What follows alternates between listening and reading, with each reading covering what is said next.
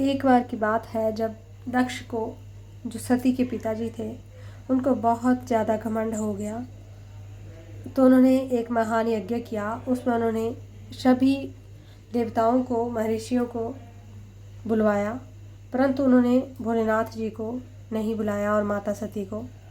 उसके पश्चात जब वहाँ पर भोलेनाथ को न देखा तो दधीची जी बहुत गुस्सा हुए दक्ष के ऊपर और वहाँ से चले गए। और जो अन्य महर्षि गण भी भोलेनाथ जी की भक्ति करते थे, वे भी वहाँ से क्रोध में आकर के चले गए। उसके पश्चात माता सती ने जब चंद्रमा को रोहिणी के साथ जाते हुए देखा तो उन्होंने अपनी सखी विजया को बोला कि पता करके आओ कि ये सब कहाँ जा रहे हैं। चंद्रमा ने विजया को बताया कि वे दक्ष के यज्ञ में जा रहे हैं। तब माता सती भोलेनाथ से कहती हैं यह जानकर के कि हमें यहाँ पर क्यों नहीं बुलाया गया है पिताश्री के यज्ञ में। भोलेनाथ तो सारे माया को जानते थे, क्योंकि दक्ष ने भोलेनाथ जी का अपमान किया था। इसलिए भोलेनाथ ने माता सती से कहा कि जहाँ पर अनादर हो वहाँ पर नहीं जाना चाहिए, अगर वहाँ पर जाए तो वो मृत्यु तुल्य होता है। परंतु माता सती नहीं मानी कि किस प्रकार उनके पिता श्री दक्ष ने उन्हें नहीं बुलाया है, वे जानना चाहती है। इसलिए भोलेनाथ ने उन्हें सारे श्रृंगार के साथ, सुंदर वस्त्रों के साथ, आभूषण और परम उज्ज्वल छत्र के साथ वहाँ पर भेज दिया कि यदि तुम जाना चाहती हो तो माते वहाँ पर जाइए। उसके पश्चात यज्ञशाला में माता सती वहाँ पर गई। ब्रह्मा जी नारद जी को कथा सुनाते हुए कहते हैं कि नारद दक्ष कन्या सती उस स्थान पर गई जहाँ पर महान प्रकाश से युक्त यज्ञ हो रहा था। वहाँ देवता, असुर, मुनिंदर आदि के साथ कौतूहलपूर्ण कार्य हो रहे थे। सती ने वहाँ अपने पिताजी के भवन को नाना प्रकार की आश्चर्यजनक वस्तुओं से संपन्न, उत्तम प्रभा से परिपूर्ण, मनोहर और देवताओं के और ऋषियों के समुदाय से भरा हुआ देखा। देवी सती भगवान के द्वार पर जाकर खड़ी हुई, अपने वाहन नंदी से उतरकर अकेली ही शीघ्रतापूर्वक यज्ञशाला के भीतर चली गई।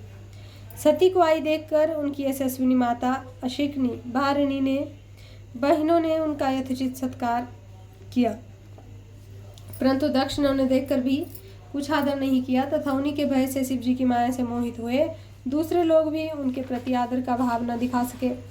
उन्हें सब लोगों के द्वारा तिरस्कार होने से सती देवी को बड़ा विस्मय हुआ, तो भी उन्होंने अपने माता पिता के चरणों में मस्तक झुकाया। उस यज्ञ में सती ने विष्णु आदि देवताओं के भाग देखे, परंतु शंभु का भाग उन्हें कहीं दिखाई नहीं दिया।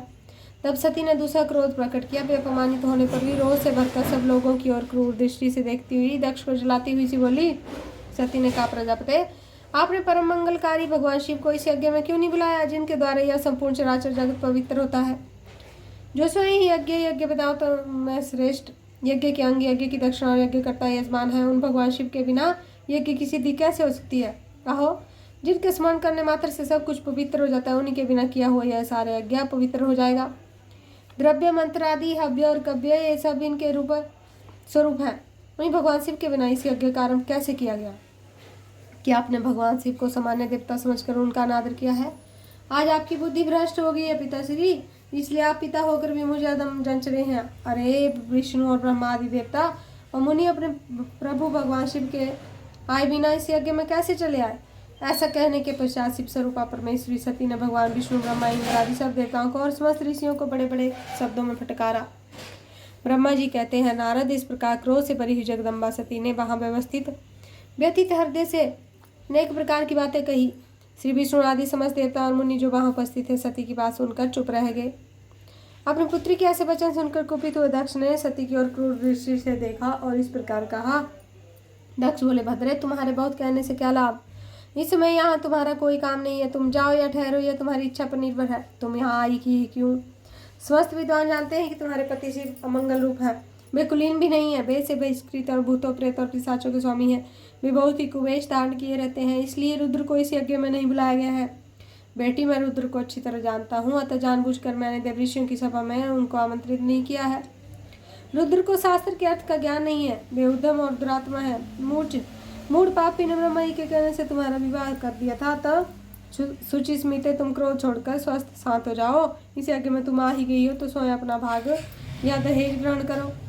दक्ष के ऐसा कहने पर उनकी त्रिभुवन पुत्री सती ने शिव की निंदा करने वाले अपने पिता की ओर जब दृष्टिपात किया तब उनका रोष और भी बढ़ गया। वे मन ही मन सोचने लगे, अब मैं शंकर जी के पास कैसे जाऊंगी? यदि शंकर जी के दर्शन इच्छा से वहां गई तो उन्होंने यहाँ का समाचार पूछा तो उन्हें क्या उत्तर दूंगी? तदनंतर तीनों लोकों की जननी सती रोषावेश से युक्त और लंबी सांस खींचती हुई अपने दुष्ट हृदय पिता दक्ष से बोली। सती ने कहा, जो महादेव जी की निंदा करता है तथा जो उनकी होती हुई निंदा को सुनता है, वे दोनों तब तक नरक में पड़े रहते हैं जब तक चंद्रमा और सूर्य विद्यमान है। अततात मैं अपने शरीर को त्याग दूंगी, जलती आग में प्रवेश कर जाऊंगी। अपने स्वामी का अनादर सुनकर अब मुझे अपने जीवन की रक्षा से क्या प्रयोजन? यदि कोई समर्थ हो तो बस स्वयं विशेष रतन करके शंभु की निंदा करने वाला पुरुष की जीभ को बलपूर्वक काट दे, तभी बस शिव निंदा श्रवण के पाप से शुद्ध हो सकता है, इसमें संशय नहीं है। यदि कुछ कर सकने में असमर्थ हो तो बुद्धिमान पुरुष को चाहिए कि वे दोनों कान बंद करके वहां से निकल जाए, इससे बस शुद्ध रहता है, दोष का भागी नहीं होता, ऐसा श्रेष्ठ विद्वान कहते हैं। इस प्रकार धर्म नीति बताने पर सती को अपने आने का कारण बड़ा पश्चाताप हुआ। उन्होंने व्यथित चित्त से भगवान शंकर के वचन का स्मरण किया। फिर सती अत्यंत कुपित हो दक्ष से, उन विष्णु और समस्त देवताओं से, मुनियों से भी निडर होकर बोली। सती ने कहा, तात तुम भगवान शंकर के निंदक हो, इसलिए मैं तुम्हें पश्चाताप होगा। यहाँ महान भोग कर दुख अंत में तुम्हें यातना भोगनी पड़ेगी। इस लोक में जिनके लिए न कोई प्रिय है न प्रिय, उन निर्वैर परमात्मा शिव के प्रतिकूल तुम्हारे सिवा दूसरा कौन चल सकता है? जो दुष्ट लोग हैं वे सदा ईर्ष्यापूर्वक यदि महापुरुषों की निंदा करें तो उनके लिए कोई आश्चर्य की बात नहीं है, परंतु जो महात्माओं के चरणों की रथ से अपने या ज्ञान अंधकार को दूर कर चुके हैं, उन्हें महापुरुषों की निंदा शोभा नहीं देती। उन्हें महापुरुषों की निंदा शोभा नहीं देती जिनका शिव यह 2 अक्षरों का नाम कभी बातचीत के प्रसंग से मनुष्य की वाणी द्वारा एक बार भी उच्चारित हो जाए, वह संपूर्ण पाप राशि को शीघ्र ही नष्ट कर देता है। उन्हीं पवित्र कीर्ति वाले निर्मल शिव से तुम द्वेष करते हो, आश्चर्य है। वास्तव में तुम अशिव मंगल रूप हो। महापुरुषों के मन रूपी मधुकर ब्रह्मानंदमय रस का पान करने की इच्छा से जिनके सर्वार्थदायक चरण कमलों का निरंतर सेवन करते हैं, उन्हीं से तुम मूर्खतावश द्रोह करते हो। जिन्हें तुम नाम से शिव और काम से अशिव बताते हो, उन्हें क्या तुम्हारे सिवा दूसरे विधान नहीं जानते? ब्रह्मादि देवता, सनक आदि मुनि और अन्य ज्ञानी क्या उनके स्वरूप को नहीं समझते? उदार बुद्धि भगवान शिव जटा फैलाए, कपाल धारण किए, शमशान में भूतों के साथ प्रसन्नता पूर्वक रहते तथा भस्म में नरमुंडों की माला धारण करते हैं। इस बात को जानकर जो मुनि देवता उनके चरणों में गिरे हुए निर्वाल्य को बड़े आदर के साथ अपने मस्तक पर चढ़ाते हैं, इसका क्या कारण है? यही कि वे भगवान शिव ही साक्षात परमेश्वर है। प्रवृत्ति, यज्ञ, याग आदि और निवृत्ति, शम दम आदि 2 प्रकार के कर्म बताए गए हैं। मनीषी पुरुषों को उनका विचार करना चाहिए। वेद में विवेचन पूर्वक उनके रागी विरागी 2 प्रकार के अलग अलग अधिकारी बताए गए हैं। परस्पर विरोधी होने के कारण उक्त दोनों प्रकार के कर्मों का एक साथ एक ही कर्ता के द्वारा आचरण नहीं किया जा सकता। भगवान शंकर तो परब्रह्मा परमात्मा है, उनमें इन दोनों के भी प्रकार कर्मों का प्रवेश नहीं है। उन्हें कोई कर्म प्राप्त नहीं होता, उन्हें किसी भी प्रकार के कर्म करने की आवश्यकता नहीं है। पिताजी हमारा ऐश्वर्य व्यक्त है, उनका कोई लक्षण व्यक्त नहीं है। सदा आत्मज्ञानी महापुरुष ही उसका सेवन करते हैं, तुम्हारे पास वह ऐश्वर्य नहीं है। यज्ञशालाओं में रहकर वाहन से तृप्त होने वाले कर्मठ लोगों को भी जो भोग प्राप्त होता है, उसे वह ऐश्वर्य बहुत ही दूर है। जो महापुरुषों की निंदा करने वाला और दुष्ट है, उसके जन्म को अधिकार है। विद्वान पुरुष को चाहिए कि वह उसके संबंध को विशेष रूप से प्रयत्न करके त्याग दे। जिस समय भगवान शिव तुम्हारे साथ मेरा संबंध दिखलाते हुए मुझे दाक्षायणी कहकर पुकारेंगे, उसमें मेरा मन अत्यंत दुखी हो जाएगा। इसलिए तुम्हारे अंगों से उत्पन्न हो सदा शिव के तुल्य घृणित शरीर को इस करके मैं निश्चय ही त्याग दूंगी और ऐसा करके सुखी हो जाऊंगी। ये देवताओं और मुनियों, तुम सब लोग मेरी बात सुनो। तुम्हारे हृदय में दुष्टता आ गई है। तुम लोगों का यह कर्म सर्वथा अनुचित है। तुम सब लोग मूढ़ हो, क्योंकि शिव की निंदा और कलह तुम्हें प्रिय है।